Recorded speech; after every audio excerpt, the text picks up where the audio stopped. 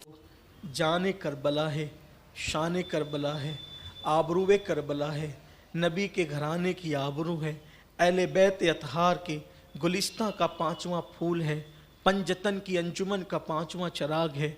हाय हाय सारे ज़ख्म उठाए, दिन भर आवान व अंसार की लाशें कंधे पर उठाते रहे और अब कोई न बचा, हत्ता के 6 महीने का मासूम भी चला गया। इमाम पाक रदी अल्लाह ताला अन्हु अब ख़ुद तैयारी करते हैं। संदूक खोला, उस संदूक से जो है मिस्री अबा निकाली, शान से जा रहे मिस्री अबा निकाली, नाना का मामा सर पे बांधा, जुल्फ़िकार हैदरी ली और जनाब जाफ़र तैयार का पटका बांधा। और बांधने के बाद बीबियाँ देख रही है, हसरत व यास की तस्वीर और मुजस्सम बने खड़ी है। बोले तो क्या बोले, ऐसा लगता है कि जिस्मों में जान ही नहीं। इमाम पाक की बारी आती है, गोया के अनकरीब ये सुहागने बेवा हो जाएगी, खाक में सुहाग मिल जाएगा, सुहाग उजड़ जाएगा, बेटियां यतीम हो जाएगी, पूरा काफिला सालार काफिला चला जाएगा तो पूरा काफिला बेसरो सामान हो जाएगा। इमाम ने वसीयत की, मेरी शहादत के बाद मातम नहीं करना, नौहा नहीं करना, बाल नहीं नोचना, चेहरे पे तमाचे नहीं लगाना, सब्र करना। ज़ैनुल आबिदीन इमाम से कहा कि बेटे आप सालार काफ़िला हो, महरम हो, ये काफ़िला ले जाना। सैयदा से कहा, ज़ैनब जब ये काफ़िला तेरा मदीने पहुँचे तो नाना को सलाम कहना, और जो तूने देखा है वो सारी दास्तान नाना को सुना कि इस उम्मत ने मेरे साथ क्या सलूक किया, और ये भी बताना कि जिस हुसैन को आप अपने कंधों पे सवार करते थे, जिस हुसैन के लिए सजदे तवील करते थे, उसने कुर्बानी देने में कोई कोताही नहीं की। नाना आपसे किया हुआ वादा वफा किया, वादे को वफा करने में कोई कोताही नहीं की। इमाम पाक वसीयत करने इमाम ज़ैनुल आबिदीन को सकीना लिपटती है, बाबा मेरे बाबा आप न जाएं, बाबा जो जाता है वापस नहीं आता। चचा अब्बास गए अब तक नहीं पलटे, भाई अकबर गए अब तक नहीं आया, कासिम गए नहीं आए, ओनो मोहम्मद गए नहीं आए, जो जाता है वापस नहीं आता। आप न जाए बाबा, आपकी सकीना यतीम हो जाएगी, बाबा आपके बगैर हमारा कौन होगा, आपके सीने पर कौन सोएगा बाबा, कुछ सकीना को सीने पे कौन सुलाएगा बाबा, बाबा हमारे नाज कौन उठाएगा, आपको मैं नहीं जाने दूंगी। इमाम ने सैयदा ज़ैनब को सकीना को सौंपा। अब फरमाया, सकीना ज़ैनब तुम जानती हो मैं सकीना से कितना प्यार करता हूँ, मेरी बेटी को यतीमी का एहसास मत होने दे, मेरी बेटी को यतीमी का एहसास मत होने देना, इसको रोने मत देना, इसका ख्याल करना ज़ैनब। और फिर बहुत सारी बातें कही, और जैसे रुखसत होने लगे सैयदा ने, ऐसा लगता था कुछ याद है, कहा रुको भाई रुको, और एक गठरी खोली, और गठरी खोल करके उसमें से कई पेवंदों वाला एक दुपट्टा निकाला और कहा, भैया इस दुपट्टे को जानते हो। बहन के हाथ में दुपट्टा देखा, फटा हुआ पेवन लगा हुआ, इस दुपट्टे को जानते हो। दोनों भाई बहन फूट फूट के रोने लगे। और उसके बाद सैयदा ने कहा, ये दुपट्टा अम्मी फातिमा का है। तीसरी रमज़ान को जब दुनिया से जाने लगी थी तो कहा था कि ज़ैनब मेरा दुपट्टा करबला में ले जाना, ताकि पता चले कि मेरा हुसैन करबला गया है तो माँ के आंचल के साए में गया है। जिस बेटे के साथ माँ का पल्लू हो, बेटा कभी नाकाम नहीं होता। मेरे बेटे को ये मैदान करबला में सौंपना जब वो जा रहा हो। हज़रत बाबा फरीदुद्दीन गंज शकर फरमाते हैं, राहतुल क़ुलूब में ये बात मौजूद है कि फरमाते हैं कि किसी ने शब आशूर या आशूरा की शब आशूर देखा कि एक बीबी है पर्दा नशीन, जो करबला के मैदान में पत्थर चुन रही। एक पर्दा नशीन खातून है जो पत्थर चुनती है और अपनी आस्तीन से करबला की ज़मीन को झाड़ू देती, अपनी आस्तीन से करबला की ज़मीन को झाड़ू देती है और पत्थर और कंकर चुनती है। ख्वाब देखने वाले ने पूछा, बीबी आप कौन है? آپ کون ہیں, کیا کر رہی ہیں؟ پتھر چن رہی ہیں, آستین سے جھاڑو دے رہی ہیں. فرمایا میں فاطمہ بنت محمد ہوں, میں فاطمہ بنت محمد ہوں, اور یہ زمین کربلا کی زمین ہے. کل صبح میرا بیٹا حسین گھوڑے سے اسی مقام پر گرے گا, اپنی سواری سے اسی مقام پہ گرے گا, تو میرے بیٹے کو کنکر نہ چبھ جائے, اس لیے میں کنکر اٹھا کر کے زمین کو صاف کر رہی ہوں. یہ بابا فرید گنج شکر بیان فرماتے. امام علی مقام علی جد علیہ السلام جب نکلنے لگے سواری پر بیٹھنے کے لیے, سواری پہ بیٹھنے کے لیے جب امام نکلنے لگے, تو چونکہ سواری پر سوار کرانے کے لیے کوئی لگام پکڑنے والا, کوئی بٹھانے والا تو چاہیے تھا. سارے خیمے خالی تھے.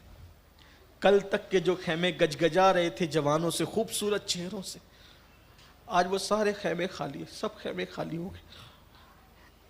امام پاک صبر و رضا کا مجسم تھے. جب جانے لگے تو احساس ہوا کہ کوئی لگام پکڑنے والا بھی نہیں ہے.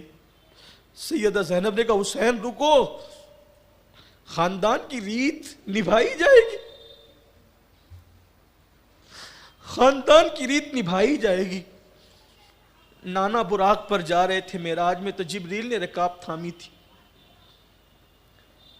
نانا سوار ہوتے تھے تو علی رکاب تھامتے, علی سوار ہوتے تو حسن حسین رکاب پکڑتے تھے, اور حسن سوار ہوتے تھے تو حسین, حسین سوار ہوتے تھے تو حسن, اور حسین سوار ہوتے تھے تو عباس. آج کوئی نہیں ہے لیکن تیری زینب ہے جو خاندان کی روایت کو ضائع نہیں ہونے دے گی, نبھائے گی. حسین کوئی مرد نہیں ہے, آج کے دن کے لیے زینب اس لیے زندہ ہے تاکہ وہ کمی کو پوری کر سکیں. سیدہ زینب نے کیا بہن تھی, کیا محبت تھی بہن بھائی کی. اور پھر رکاب پکڑی, امام سوار ہوئے, بیویاں حسرت و یاس کا پیکر بنے ہوئے. حضرت استاد زمن کہتے ہیں فاطمہ کے لاڈلے کا آخری دیدار ہے, فاطمہ کے لاڈلے کا آخری دیدار ہے. حشر کا ہنگامہ برپا ہے میان اہل بیت, حشر کا ہنگامہ برپا ہے میان اہل سالار قافلہ. اب قافلے کو جنگل و بیابان میں اکیلے چھوڑ کے جا رہا ہے, بیویوں کا سہاگ اجڑ رہا ہے, بھائی کا لاشان قریب دیکھنے کو ملے گا, بچیاں یتیم ہوگی, ننھے ننھے بچوں کے سر سے سایہ اٹھ جائے گا پدری کا. امام علی مقام جس کا دل 70 سے زیادہ لاشیں اٹھاتے اٹھاتے چھلنی تھا اور سارے غم پیتے جا رہے تھے, اب میدان میں آئے, اور میدان میں آنے کے بعد اللہ اکبر, فرشتوں کی چیخیں نکلی ہوگی, پورا میدان بے چین و بے قرار ہو گیا ہوگا.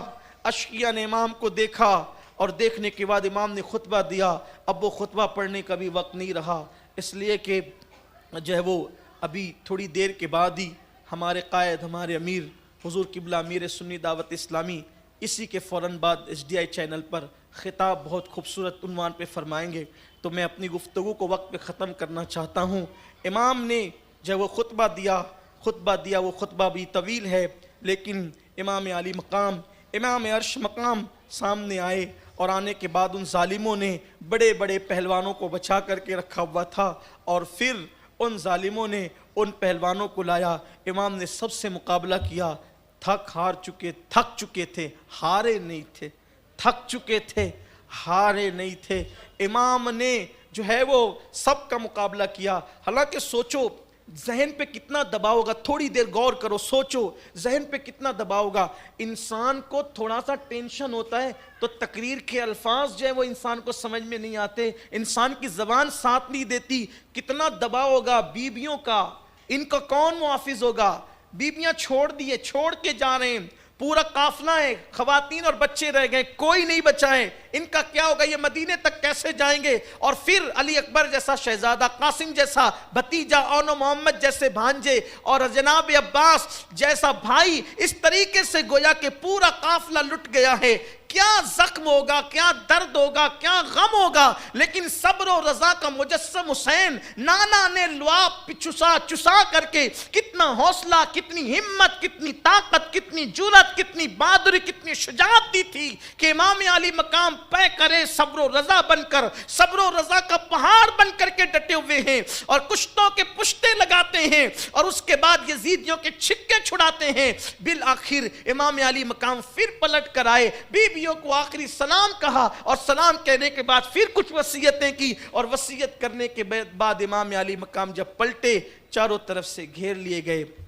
ابن جریر طبری کہتے ہیں 72 یا 73 زخم امام علی مقام کے جسم پر تھے، اور حضرت امام محمد باقر جو امام زین العابدین کے بیٹے ہیں وہ فرماتے ہیں کہ جب میں نے اپنے دادا امام حسین کا وہ پیرہن دیکھا جو شہادت کے وقت جسم پر تھا تو اس میں تیروں اور تلواروں کے 300 سوراخ موجود تھے۔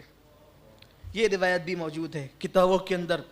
تو اور ایک تیر امام علی مقام، امام عرش مقام علی جد علیہ السلام کی پیشانی پر لگا، پیشانی پر تیر لگا، پورا وجود چھلنی تھا، خون سے لہو لہان تھے، اور گویا کہ آج میدان کربلا میں استاد زمن نے بڑا خوبصورت نقشہ کھینچا ہے۔ کہتے ہیں فرشتوں کا تانتا ایسے بند گیا تھا کہ افق کربلا بھر گئی تھی۔ آج رسول اللہ بھی موجود تھے، جسے پالا تھا، کندھوں پہ بٹھایا تھا، جس کے لیے سجدے طویل کیے تھے، وہ کیسے امتحان دیتا ہے۔ حضور بھی امتحان دیکھنے آئے تھے، علی مرتضیٰ بھی تھے، سیدہ فاطمہ بھی تھی، ارواح انبیاء بھی تھی، ارواح صالحین بھی تھی، سب دیکھ رہے تھے نبی کا نواسہ کس شان سے امتحان دیتا ہے۔ حسین آج اپنے امتحان میں کامیاب تھے۔ امام علی مقام علی جد علیہ السلام نے زخموں کے گجرے پہنے تھے اور خون کا صحرا سجایا تھا، خون کا صحرا سجایا، زخموں کے گجرے پہنے، اور جیسے ہی سواری سے آپ نیچے آئے مدینے کی طرف رخ کر کے کہا یا رسول اللہ، جو آپ سے وعدہ کیا تھا وہ وفا کر دیا، جو آپ سے وعدہ کیا، نانا جان جو آپ سے وعدہ کیا تھا آج وہ وفا کر دیا ہے۔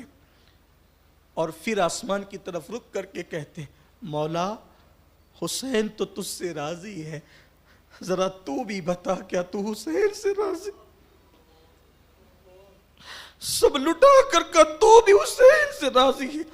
امام علی مقام نے یہ کہا، اور یہ کہنے کے بعد جو ہے آپ نے اپنے گھٹنے زمین پر ٹیک دیے، اور وہ زخمی پیشانی جس پر تیر لگا ہوا تھا امام نے سر سجدے میں رکھا، حالت سجدہ میں سر رکھا۔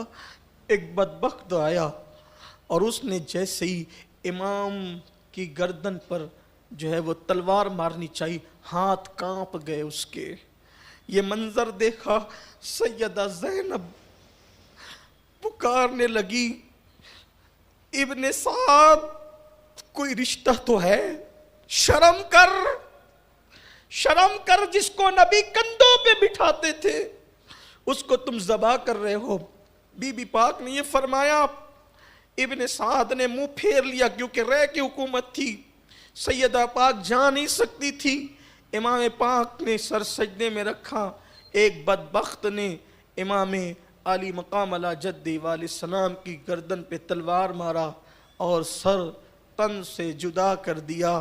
انا للہ و انا الیہ راجعون، انا للہ و انا الیہ راجعون، انا للہ و انا الیہ راجعون۔ امام علی مقام کی گردن جیسے ہی تن سے الگ ہوئی، استاد زمن لکھتے ہیں شہادت جو گویا کے سرخ جوڑا پہن کر وہاں موجود تھی، حوران بہشت ٹھنڈے ٹھنڈے پانی لے کر موجود تھی، خوشبو سے گویا کے عرض کربلا معطر ہو گئی تھی۔ حوران بہشت نے اپنی زلفوں کو گویا کے بکھیر دیا تھا۔ کہاں ہے وہ فرشتے؟ استاد زمن کہتے کہاں ہے وہ فرشتے جو انسان کی پیدائش پر چوں چرا کرتے تھے؟ آج وہ کربلا میں آ کے حضرت انسان کی یہ قربانی دیکھ کر انی عالم و ما لا تعلمون کا راز سمجھ لیں، اس کی تفسیر دیکھ لیں۔ اور پھر امام علی مقام شہید ہو گئے۔ کہتے ہیں جیسے ہی امام شہید ہوئے آسمان سیاہ ہو گیا، سورج کو گہن لگ گیا، حالانکہ سورج کو گرہن لگنا کسی کی موت و حیات سے اس کا تعلق نہیں، لیکن اللہ پاک، امام سیوطی لکھتے ہیں، اللہ پاک جب اپنے جلال کا اور غضب کا اظہار کرتا ہے تو سورج کو گرہن لگ جاتا ہے. سورج کو گرہن لگ گیا، دن میں تارے نظر آنے لگے.